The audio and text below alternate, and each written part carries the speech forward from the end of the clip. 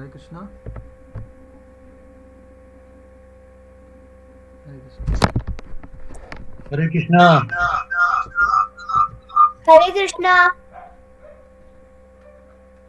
हरे कृष्णा। हरे कृष्णा। आप सभी को बहुत हरे बहुत कृष्णा। हरे कृष्णा। हरे कृष्णा, दंडवत प्रणाम। तो जैसा कि आप सभी को पता है, आज हम लोग शुरू कर रहे हैं हमारा भगवत गीता का पहला अध्याय का हरे पहला नंबर कृष्णा। श्लोक, दूसरा नंबर श्लोक और तीसरा नंबर श्लोक आज हम लोग डिस्कस करेंगे। तो सभी कृपया अपना मोबाइल जो है वो म्यूट मोड में रखिए, और जिसका जो भी प्रश्न है वो हम लोग एंड सेशन डिस्कस करेंगे। तो मेरी आवाज़ सबको क्लियर है ना? सबसे पहले कोई भी एक प्रभु जी, माता जी बता सकते हैं? हाँ ठीक है प्रभु जी, ठीक है, आवाज ठीक आ रही है। तो हम लोग क्लास शुरू करते हैं, और क्लास शुरू करने से पहले हम लोग मंगलाचरण करेंगे। और मंगलाचरण के लिए आप लोग के पास, सब लोगों के पास भगवत गीता है? यस प्रभु जी, में हम तो रखे हैं। हाँ। तो मैं तो और सारे भक्तों से प्रार्थना करूंगा कि आप लोगों के पास अगर भगवत गीता है तो उसका सबसे पहला पेज ओपन करिए। उस पेज में आपको मंगलाचरण मिलेगा, वो मेरे पीछे पीछे दोहराइएगा अपने स्थान पर म्यूट मोड में। ओम ज्ञानतिमिरन्धस्य ज्ञानञ्जनशलाकया चक्षुरुन्मिलितं येन तस्मै श्रीगुरुवे नमः। श्रीचैतन्यमनोभीष्टं स्थापितं येन भूतले स्वयं रूपः कदा मह्यं ददाति स्वपदान्तिकं। वन्देऽहं श्रीगुरोः श्रीयुतपदकमलं श्रीगुरून् वैष्णवांश्च श्रीरूपं साग्रजातं सहगणरघुनाथान्वितं तं सजीवं साद्वैतं सावधूतं परिजनसहितं कृष्णचैतन्यदेवं श्रीराधाकृष्णपादान् सहगणललिता श्रीविशाखान्वितांश्च। हे कृष्ण करुणा सिंधु दीनबंधु जगतपते गोपेश गोपिका कांत राधा कांत नमोस्तुते। तप्त कांचन गौरांगी राधे वृंदावनेश्वरी वृषभानुसुते देवी प्रणमामि हरिप्रिये। वाञ्छाकल्पतरुभ्यश्च कृपा सिन्धुभ्य एव च पतितानां पावनेभ्यो वैष्णवेभ्यो नमो नमः। जय श्री कृष्ण चैतन्य प्रभु नित्यानंद श्री अद्वैत गदाधर शिवासादि गौर भक्तवृंद। हरे कृष्णा कृष्ण कृष्ण हरे हरे, हरे राम राम राम हरे हरे। मूकं करोति वाचालं पङ्गुं लङ्घयति यत्कृपातमहं वन्दे श्रीगुरुवरनिताय प्रमाणम्। हरे कृष्णा। तो मैं प्रयास करता हूँ कि आप लोगों को श्लोक जो है वो डिस्प्ले हो। मैं कोशिश कर रहा हूँ उसको आप लोगों तक शेयर कर सकूँ।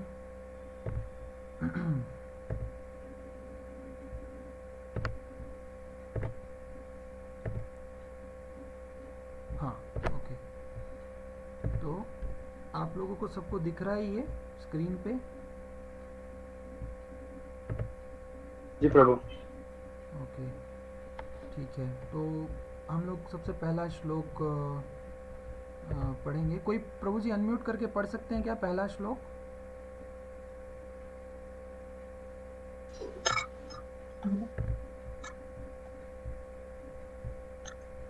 हरे कृष्णा। धर्म धर्म क्षेत्रे कुरुक्षेत्रे समवेता युयुस्तवः मामकाः पांडवाश्चैव किमकुर्वत् संजय। हम्म। तो धृतराष्ट्र उवाच धर्मक्षेत्रे कुरुक्षेत्रे समवेतायुजुत्सवः ममकाः पांडवाश्चैव किम कुर्वत संजय। भगवत गीता सबसे पहला अध्याय, जिसका नाम है कुरुक्षेत्र के युद्ध स्थल में सैन्य निरीक्षण, उसमें सबसे पहला श्लोक जो है वो धृतराष्ट्र पूछ रहे हैं संजय से कि धर्म क्षेत्र कुरुक्षेत्रे समवेतायोत्सवा मामका पांडवाश्चैव किम कुर्वत संजय। इस पे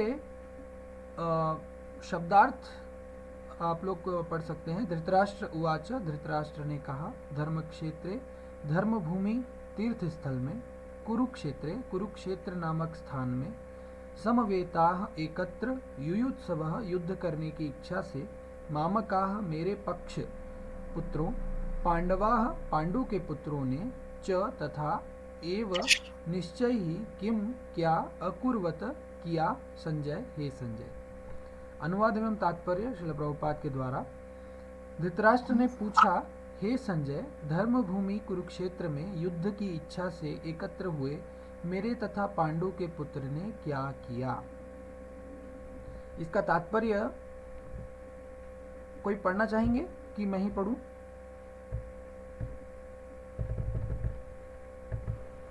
आप ही पढ़ दीजिए प्रभु जी, आप ही पढ़ दीजिए। तात्पर्य, भगवत गीता एक बहुपठित आस्तिक विज्ञान है जो गीता महात्म्य में सार रूप में दिया हुआ है। इसमें यह उल्लेख है कि मनुष्य को चाहिए कि वह कृष्ण के भक्ति की सहायता से संवीक्षण करते हुए भगवत गीता का अध्ययन करे और स्वार्थ प्रेरित व्याख्याओं के बिना उसे समझने का प्रयास करे। अर्जुन ने जिस प्रकार से साक्षात भगवान कृष्ण से गीता सुनी और उसका उपदेश ग्रहण किया, इस प्रकार की स्पष्ट अनुभूति का उदाहरण भगवत गीता में ही है। यदि उसी गुरु परंपरा से निजी स्वार्थ से प्रेरित हुए बिना किसी को भगवत गीता समझने का सौभाग्य प्राप्त हो, तो वह वैदिक ज्ञान तथा विश्व के समस्त शास्त्रों के अध्ययन को पीछे छोड़ देता है। पाठक को भगवत गीता में न केवल अन्य शास्त्रों की सारी बातें मिलेंगी, अपितु ऐसी बातें भी मिलेंगी जो अन्यत्र कहीं उपलब्ध नहीं है। यही गीता का विशिष्ट मानदंड है। स्वयं भगवान श्री कृष्ण द्वारा साक्षात उच्चारित होने के कारण यह अपूर्ण आस्तिक विज्ञान है। इस श्लोक का वास्तविक तात्पर्य अब यहाँ से शुरू हो रहा है। महाभारत में वर्णित धृतराष्ट्र तथा संजय की वार्ताएं इस महान दर्शन के मूल सिद्धांत का कार्य करती है। माना जाता है कि इस दर्शन की प्रस्तुति कुरुक्षेत्र के युद्ध स्थल में हुई, जो वैदिक युग से पवित्र स्थल रहा है ना। धर्म क्षेत्र कुरुक्षेत्र, धर्म का क्षेत्र। इसका प्रवचन भगवान द्वारा मानव जाति के पथ प्रदर्शन हेतु तब किया गया जब वे इस लोक में स्वयं उपस्थित थे। धर्म क्षेत्र शब्द सार्थक है क्योंकि कुरुक्षेत्र के युद्ध स्थल में अर्जुन के पक्ष में श्री भगवान स्वयं उपस्थित थे। कौरव का पिता धृतराष्ट्र अपने पुत्रों की विजय की संभावना के विषय में अत्यधिक संदिग्ध था। अतः इसी संदेह के कारण उसने अपने सचिव से पूछा, उन्होंने क्या किया? किम अकुर्वत संजय। वह आश्वस्त था कि उसके पुत्र तथा उसके छोटे भाई पांडु के पुत्र कुरुक्षेत्र की युद्ध भूमि में निर्णयात्मक संग्राम करने के लिए एकत्र हुए हैं। फिर भी उसकी जिज्ञासा सार्थक है।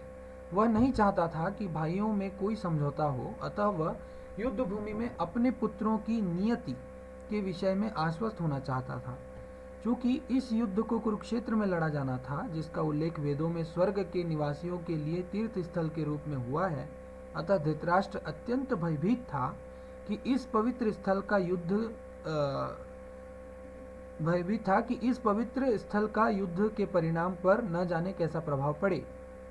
उसे भली भांति ज्ञात था कि इसका प्रभाव अर्जुन तथा पांडु के पुत्रों पर अत्यंत अनुकूल पड़ेगा, क्योंकि स्वभाव से वे सभी पुण्यात्मा थे। संजय श्री व्यासदेव का शिष्य था, अतः उनकी कृपा से संजय धृतराष्ट्र के कक्ष में बैठे बैठे कुरुक्षेत्र के युद्ध स्थल का दर्शन कर सकता था। इसलिए धृतराष्ट्र ने उससे युद्ध स्थल की स्थिति के विषय में पूछा। पांडव तथा धृतराष्ट्र के पुत्रों दोनों ही एक वंश से संबंधित हैं, किंतु यहाँ पर धृतराष्ट्र के वाक्य से उनके मनोभाव प्रकट होते हैं। उसने जानबूझकर अपने पुत्रों को कुरु कहा और पांडु के पुत्रों को वंश में उत्तराधिकार से विलग कर दिया। इस तरह पांडु के पुत्रों अर्थात अपने भतीजों के साथ धृतराष्ट्र की विशिष्ट मनः स्थिति समझी जा सकती है।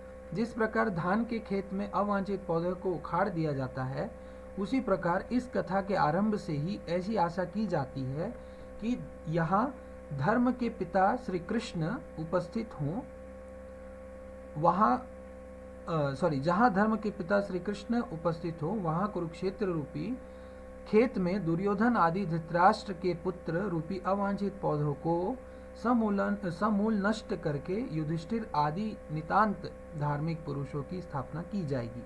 यहाँ धर्म क्षेत्र तथा कुरुक्षेत्र शब्दों की उनकी ऐतिहासिक तथा वैदिक महत्ता के अतिरिक्त यही सार्थकता है। ये मैंने जस्ट रीडिंग किया है और अब हम लोग इस पर चर्चा करते हैं। इसके बाद ये जैसे ये श्लोक हम कंप्लीट करेंगे, श्लोक संख्या 2 की ओर अग्रसर होंगे। तो ये जो श्लोक है, धर्म क्षेत्रे कुरुक्षेत्रे समवेतायुयुत्सवः मामकाः पांडवाश्चैव किम कुर्वत संजय। यहाँ पर धृतराष्ट्र का भाव समझने योग्य है कि धृतराष्ट्र, सबसे पहले हम थोड़ी हिस्ट्री जानते हैं कि धृतराष्ट्र जो थे वो जन्म से ही अंधे थे और शारीरिक रूप से प्रतिकूल था उनका शरीर शासन करने के लिए। इसलिए जो धृतराष्ट्र के इसलिए पांडु को ये सत्ता सौंपी गई हस्तिनापुर का, है ना। तो लेकिन पांडु की जो मृत्यु है बहुत ही अल्पकाल में, बहुत ही कम उम्र में उनकी मृत्यु हो गई और उस समय पांडु के जो पुत्र थे वो बहुत छोटे थे, है ना। इसीलिए उस समय जो कुरुवंश का जो राज्य था वो धृतराष्ट्र को दिया गया। समय बीतता चला गया, जैसे ही धृतराष्ट्र के पुत्र बड़े हुए तो उन्होंने कभी भी ये नहीं चाहा कि पांडु के पुत्रों को दोबारा से ये सत्ता दे दी जाए। उल्टा उनके साथ छल करके उनका सारा कुछ छीन लिया गया और सारा कुछ छीन लेने के बाद जब इस अधर्म के लिए पांडवों ने युद्ध की घोषणा की कि युद्ध किया जाएगा इस सत्ता के लिए, इस राज्य के लिए, तो तब भी उन्होंने क्या किया, तब भी उन्होंने कृष्ण के पास पहले जाकर भगवान की सारी नारायणी सेना मांग ली। तब नारायणी सेना मांग लेने के पश्चात अब तो फिर भी वो चाहते थे कि उनके पास भगवान कृष्ण तो पांडवों के पक्ष में रहे हैं क्योंकि वो उनके प्रिय हैं, तो वो बिल्कुल नहीं चाहते थे कि भगवान की नारायणी सेवा उनको मिले। अतः ये बहुत बड़ी लीला है जो महाभारत में इसका वर्णन आता है ना।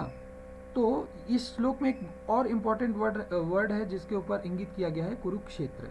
और कुरुक्षेत्र को धर्म क्षेत्र कहा गया है। धर्म क्षेत्र का अर्थ यह है, शास्त्र में कुरुक्षेत्र को धर्म जागरण के लिए लोगों को प्रेरित किया जाता था कि कुरुक्षेत्र में जाकर वे लोग धर्म जागरण के लिए वहां पर वास करें और धर्म की बातें सीखें। लेकिन कई लोग जो है इस भगवत गीता के इस तथ्य को, मतलब कुरुक्षेत्र को इस शरीर बताते हैं। मतलब अलग अलग भगवत गीता का अलग अलग संस्करण है, उस पे लोग कुरुक्षेत्र को ये शरीर बताते हैं, जबकि यहाँ पर पहले ही प्रभुपाद बता रहे हैं कि हमको भगवत गीता में अपना अर्थवाद नहीं करना चाहिए, है ना। पुराने समय में लोग कोई मतभेद होने पर, जिस प्रकार से पुराने समय में लोग कोई मतभेद होता था तो वो लोग मंदिर की ओर जाते थे, मंदिर में जाते थे और वहाँ पर अपना मतभेद को सॉल्व करते थे।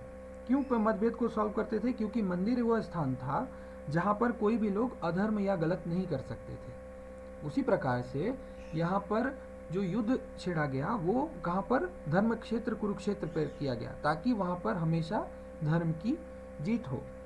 और धृतराष्ट्र ये भी जानते थे कि छल से पांडवों की सत्ता छीन ली गई है ना। उन्होंने, अब वो छल आप लोग भी जानते हैं कि किस प्रकार से द्रुत क्रीड़ा द्वारा उन लोगों का सारा कुछ छीन लिया गया था, है ना। और वे नहीं चाहते थे कि पांडवों को राज्य मिले, और धृतराष्ट्र भी नहीं चाहते थे कि पांडवों को कोई राज्य मिले। अतः वे कहीं ना कहीं यहाँ पर उनका ये क्वेश्चन पूछने के पीछे कि किम कुर्वत संजय, उन लोगों ने युद्ध क्षेत्र में क्या किया, ये पूछने के पीछे उनकी मंशा ये थी कि कहीं उनके बच्चों का धर्म क्षेत्र में जाकर कहीं मन तो नहीं बदल गया युद्ध करने का। धृतराष्ट्र चाहते थे कि ये युद्ध हो। क्यों युद्ध हो? कि पांडवों का वंश खत्म हो जाए और आसानी से उनकी सत्ता उनको प्राप्त हो जाए। यहाँ पर सीधे सीधे उनको एक भोग की लालसा है। आप लोग अगर समझ पा रहे हैं तो धृतराष्ट्र चाहते थे कि उनके बाद उनके बेटे इस राज्य का भोग करें, पांडव ना करें, है ना। राज्य हमेशा कुल के, अब ये भी आप लोगों को, मतलब हम लोग ये जानते हैं कि जो भी सत्ता है वो हमेशा कुल के जो वरिष्ठ होते हैं उनको मिलती है कि नहीं। और उसी प्रथा अनुसार उस वरिष्ठ कुल का जो भी, अगर सपोज वो वरिष्ठ किसी प्रकार से शारीरिक रूप से दुर्बल है, तो उसके वंशज जो उसके बाद जो उत्तराधिकारी बनने योग्य है, उनको फिर उत्तराधिकार सौंपा जाता है। तो उसी आधार पर पांडवों के पुत्रों को ये राज्य मिलना था, परंतु धृतराष्ट्र ये बिल्कुल नहीं चाहते थे। एक तरीके से यहाँ पर बताया गया। अभी यहाँ पर एक डाउट यहाँ पर ये भी आता है कि कुंती महारानी को क्यों नहीं मिला ये राज्य, है कि नहीं? कुंती महारानी को मिल जाना चाहिए था। देखा जाए तो पति के मृत्यु के बाद पत्नी को राज्य मिल जाना था, परंतु ऐसा नहीं होता है। क्यों नहीं होता है? क्योंकि इसका उदाहरण चाणक्य पंडित देते हैं कि विश्वासो नैव कर्तव्यः स्त्रीषु राज्य कुलेषु च। चाणक्य पंडित जो महान गुरु हैं, है ना, वो बताए हैं कि स्त्री को कोई भी जिम्मेदारी भरा कार्य और राज्य नहीं सौंपा जा सकता है। ये शास्त्र का मत है। इसी आधार पर आप देखते हैं कि पुराने समय में जो भी राजा हुए वो क्या बोलते हैं, पुरुष ही हुए। ये वैदिक काल की बात बताई जा रही है ना। ये आप इस श्लोक के अनुवाद में एक और चीज अनुभव किए हैं, वो है जलन द्वेष। अर्जुन पांडवों को जलन द्वेष के कारण धृतराष्ट्र बिल्कुल नहीं चाहते थे कि उनको ये सत्ता मिले, और उसी के साथ साथ उनके पुत्र जो दुर्योधन आदि जो हुए, वो लोग भी बिल्कुल नहीं चाहते थे कि ये जलन द्वेष के कारण कि उनको ये सत्ता प्राप्त हो। तो ये जो पहला श्लोक है भगवत गीता का, ये बहुत महत्वपूर्ण श्लोक में से एक है, क्योंकि इसमें मोटा मोटी आप लोगों को सारा कुछ समझ में आएगा जिसके आधार पर ये भगवत गीता कही गई है ना। तो इस श्लोक में और एक बात जानने योग्य है कि ये जो जलन द्वेष राजनीति आदि ये जो सारी चीजें हैं वो भौतिक हैं, परंतु आध्यात्मिक जगत में ये सारी चीजें बिल्कुल भी संभव नहीं है। क्यों? क्योंकि आध्यात्मिक जगत में जलन द्वेष ये सब नहीं है। क्यों? क्योंकि वहाँ पे सारे लोग जो हैं वो भगवान के शरणागत होते हैं। लेकिन यहाँ पर जो बताया जा रहा है भगवत गीता में कि पहले ही श्लोक में कि अवांछित पौधों को उखाड़ देना चाहिए, है ना। प्रभुपाद परपट में लिख रहे हैं कि ये जो पहला ही श्लोक है, इसमें जो कुरुक्षेत्र है, कुरुक्षेत्र को किस प्रकार बताया गया है?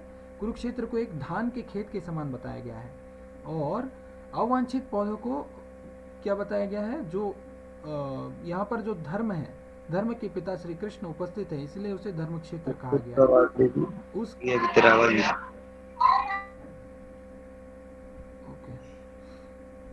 है ना, कुरुक्षेत्र शब्दों में ये ऐतिहासिक महत्ता इसलिए बताई गई है क्योंकि धर्म क्षेत्र जो है वो कुरुक्षेत्र वो अभी से नहीं, कई समय पहले से ही तीर्थ स्थल रहा है, इसलिए वहां पर किसी प्रकार का अनुचित होना संभव ही नहीं है। तो ये बहुत सरल सा पहला श्लोक है जिसपे हम धृतराष्ट्र की मनोधारणा हम समझ रहे हैं।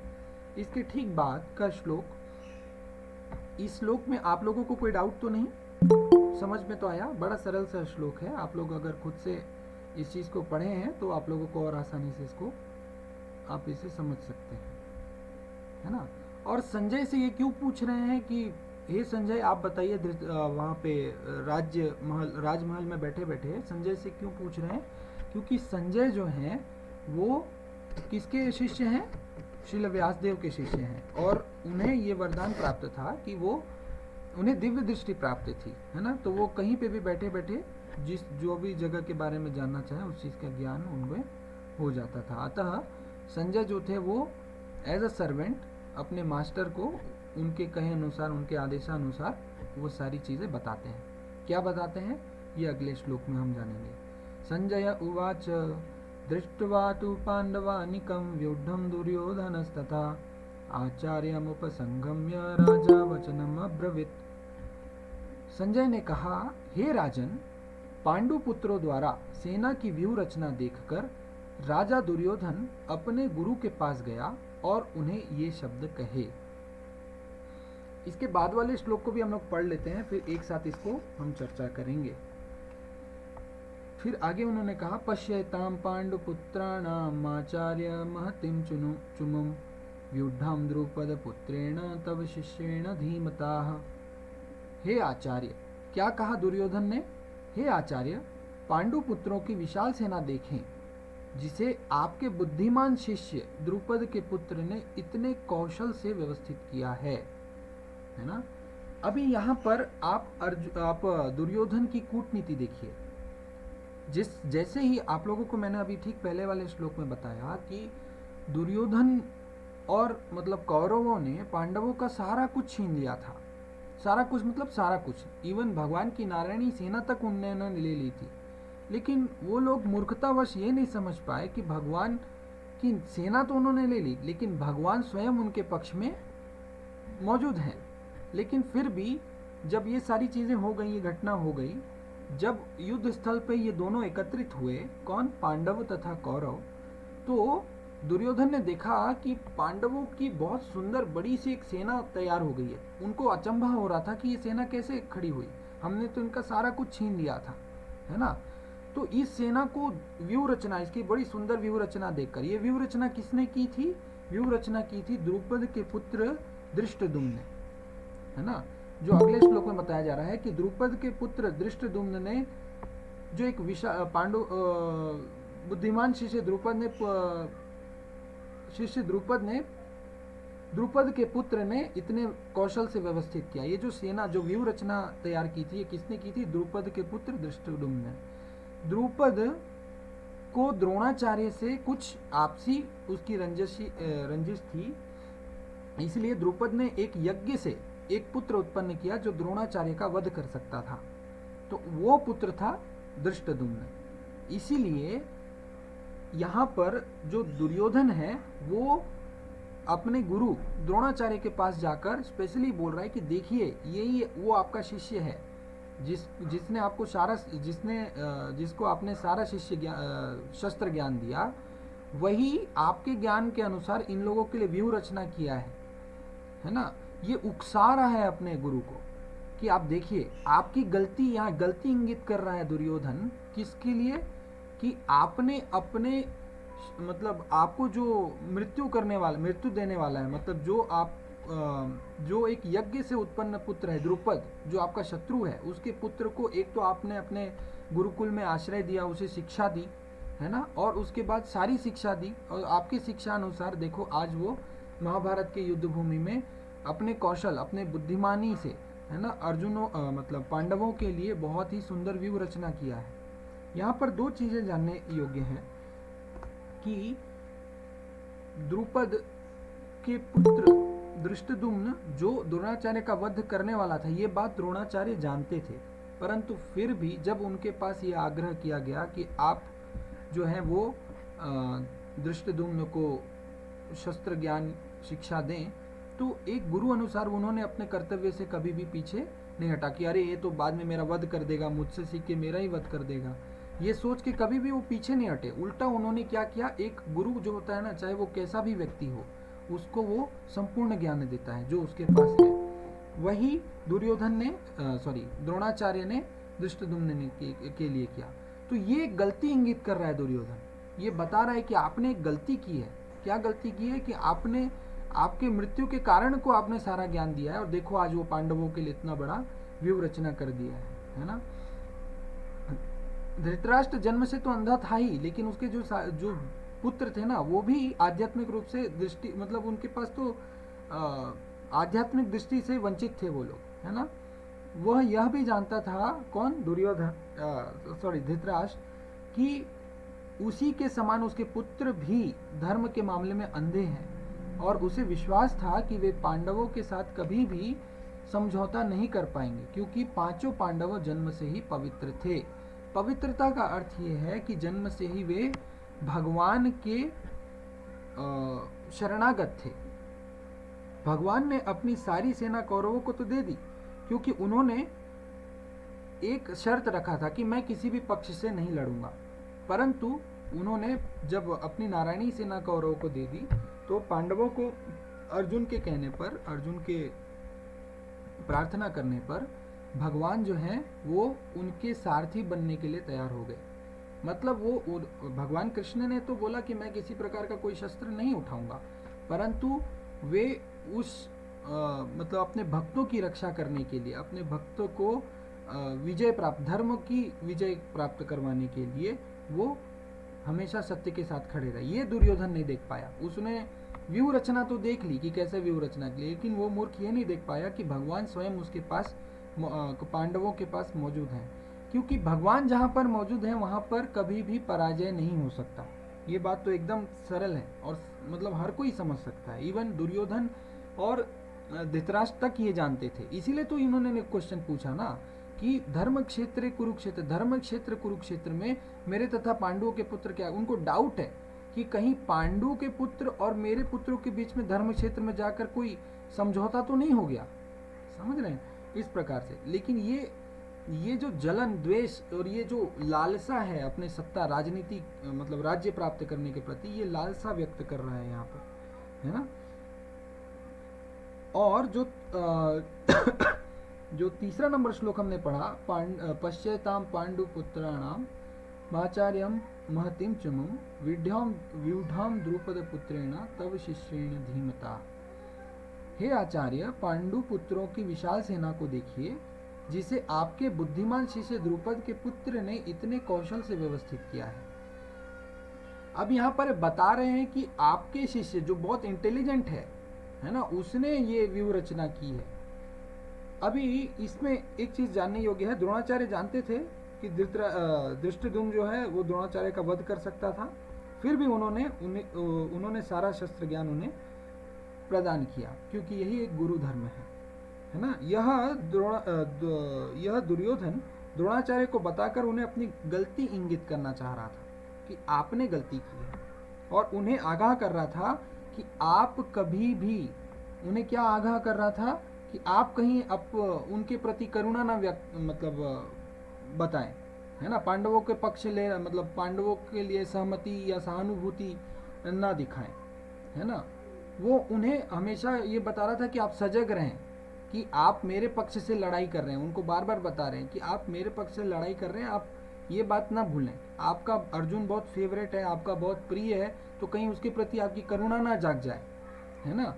इस प्रकार से दुर्योधन ये चेतावनी दे रहा था कि इस प्रकार से उदारता हो कि कहीं आप अगर उदार हो जाएंगे, आप हमारे सेनापति हैं, अगर आप उदार हो जाएंगे तो कहीं हम युद्ध ना हार जाएं। तो यहाँ दुर्योधन का एक डर भी हमें इस श्लोक के माध्यम से हम देख पा रहे हैं कि वो दुर्योधन डर रहा है, क्योंकि वो कहीं ना कहीं ये सब, देखिए कहीं ना कहीं हम सब जानते हैं कि हम गलत होते हैं, परंतु हम अपने अहंकारवश उस चीज़ को स्वीकार नहीं करते हैं। ये इस श्लोक से सीख है कि हम जानते हैं कई हमसे भी गलतियां होती हैं, हम जानते हैं कई बार कि हम गलत हैं किसी जगह पर, परंतु हम अपने अहंकारवश कभी भी ये स्वीकार नहीं करते हैं कि हमने गलती की है। हमको किसी से क्षमा मांगने में हमको बहुत ही शर्म की अनुभूति होती है, तो ये गलत है। तो भगवत गीता से जो तीसरा नंबर श्लोक है, इससे हम लोगों को ये शिक्षा मिलती है। एक शास्त्र में एक कथन आता है कि मारे कृष्ण राखे कृष्ण मारे के, का मतलब ये है कि अगर भगवान कृष्ण चाहें कि जो मरने वाला है वो बच जाए तो वो किसी कीमत में नहीं मरेगा, और भगवान अगर चाहे कि इसकी मृत्यु होनी है तो वो चाहे कुछ भी कर लो, उसकी मृत्यु होके रहेगी, है ना। इस तथ्य से हमको समझ में आता है, समझना चाहिए कि भले ही कौरवों के पक्ष में अनेक योद्धा क्यों ना हुए, जो आगे हम श्लोक में चर्चा करेंगे, बहुत सारे योद्धा हुए, एक से एक योद्धा, है ना।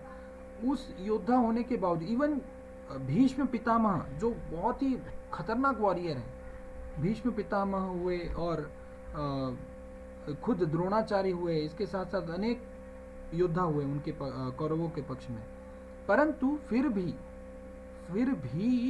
अर्जुन मतलब कौरवों के पक्ष में भगवान थे। इसका मतलब यह है कि अर्जुन लोग या पांडव लोग ही इस युद्ध को जीतने वाले थे, क्योंकि जहाँ धर्म है वहाँ विजय है, जहाँ अधर्म है वहाँ पर चाहे कितने भी बड़े बड़े योद्धा क्यों ना हो जाए, वहाँ पर कभी भी उनकी जीत नहीं हो सकती है ना। तो इसी के साथ बहुत ही शॉर्ट में और बहुत ही जल्दी में मैंने ये 3 श्लोक आप लोगों को क्लियर किया है, मतलब बताने का प्रयास किया है। मैं आशा करता हूँ कि आप लोगों को ये श्लोक मैं कुछ समझा पाया हूँगा। हालांकि हम और आगे श्लोक कर सकते हैं, परंतु समय की सीमा को ध्यान में रखते हुए हम लोगों का आधा घंटे का ही समय है, इसलिए इतना ही किया जा सकता है।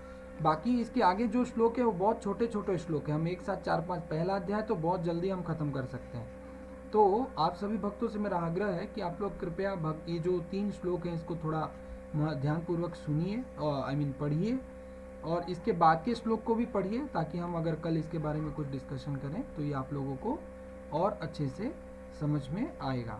ठीक है, और किसी का अगर कोई प्रश्न है तो प्लीज़ पूछ सकते हैं। 2 हाथ उठे हुए हैं, किशन सेठिया और ललित अग्रवाल प्रभु। अग्रवाल प्रभु जी, आप कुछ पूछना चाह रहे हैं? एक छोटा सा प्रश्न है। हरे कृष्णा। यस प्रभु जी, प्लीज। जैसे कुरुक्षेत्र में भगवान कृष्ण और अर्जुन के बीच में ये संवाद हुआ है जी, तो भगवत गीता के रूप में जो महान ग्रंथ लिखा गया है जी, ये किन्होंने लिखा क्योंकि कृष्ण भगवान तो डायलॉग में बिजी थे, जी, एडवाइस देने में बिजी थे वहां पे, तो ये किसने सुना? ये कौन इंटेलिजेंट और जो डिवाइन पर्सन है वो कौन है? वो है श्रील व्यास देव। और वो कहाँ थे? जी, जैसा कि मैंने आप लोगों को बताया कि श्रील व्यासदेव के शिष्य संजय थे, जिन्होंने संजय को ये आशीर्वाद दिया था कि आपको दिव्य दृष्टि प्राप्त है। मतलब वो बैठे बैठे अपने महाभारत को अपने हॉल पे बैठे बैठे वो सारा चीज देख रहे थे, राइट?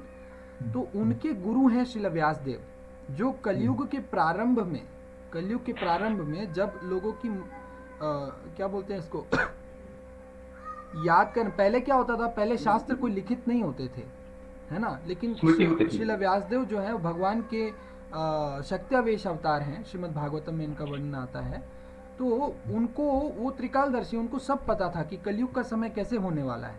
तो उन्होंने कलयुग के अंत में, द्वापर युग के अंत में और कलयुग की शुरुआत में ही उन्होंने ये शास्त्र लिखे, जिसमें भगवत गीता और श्रीमद् भागवतम आता है। तो उन्होंने ये चीज लिखा, तो उनको तो सारा, जिनका शिष्य रूम पे बैठे बैठे पूरा महाभारत देख सकता है, तो उनके गुरु को कैसे नहीं पता चलेगा?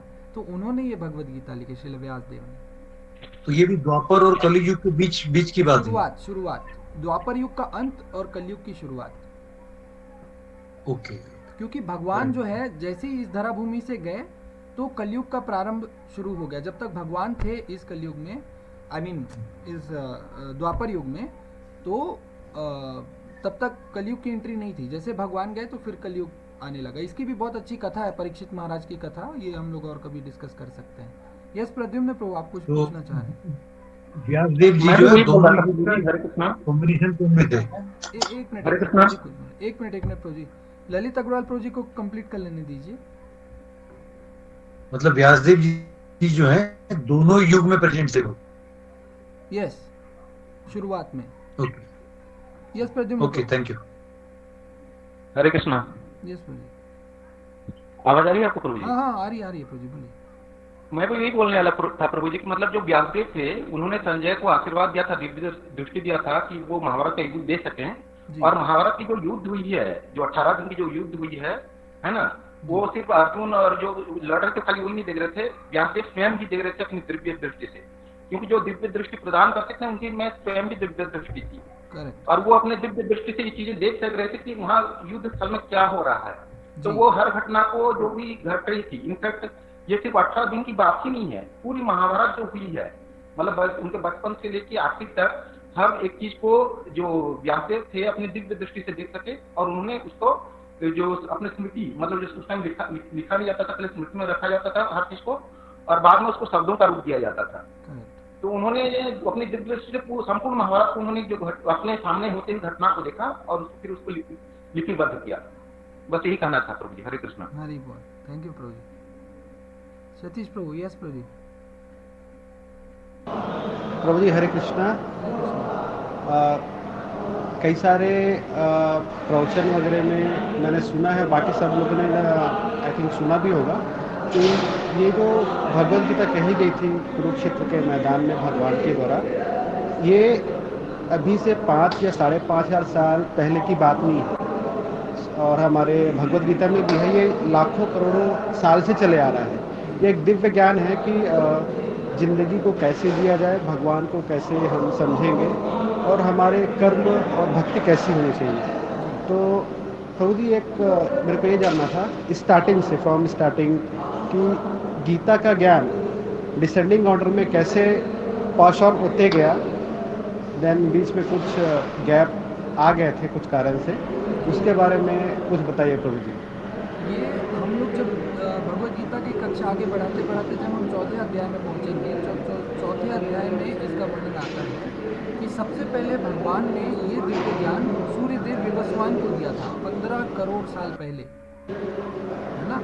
फिर वो परंपरा वहाँ पे शुरू हुई। सूर्यदेव विवस्वान ने अपने पुत्र इक्ष्वाकु को दिया, इक्ष्वाकु ने अपने पुत्र मनु को दिया। इस प्रकार से ये परंपरा चल रही है, परंतु किसी कारण से ये परंपरा बीच में छिन्न हो गई, मतलब किसी तरीके से ब्रेक आ गया इस परंपरा में, गुरु शिष्य परंपरा में।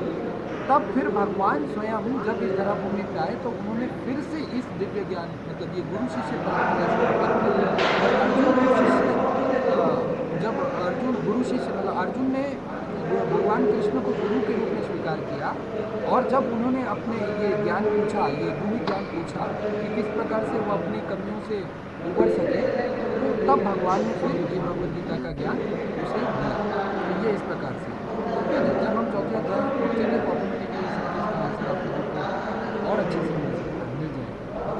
तो अभी आप लोग बस ये समझिए कि चौथे अध्याय, अगर आपको डाउट है तो मैं बता दे रहा हूँ, चौथे अध्याय का आप श्लोक निकाल लीजिएगा। चौथे अध्याय में पहले श्लोक में और दूसरे श्लोक में इसका वर्णन आता है। इमं विवस्वते योगम प्रोक्तवान महाव्ययम विवस्वान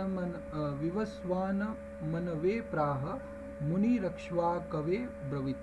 भगवान श्री कृष्ण कहते हैं कि मैंने इस अमर योग विद्या का उपदेश सूर्यदेव विवस्वान को दिया, और विवस्वान ने मनुष्य के पिता मनु को उपदेश दिया, और मनु ने इसका उपदेश इक्ष्वाकु को दिया। तो जब आप इसका परपट पढ़ेंगे तो इसमें प्रभुपाद ने बहुत अच्छे से इस गुरु शिष्य परंपरा के बारे में वर्णन किया है, ठीक है।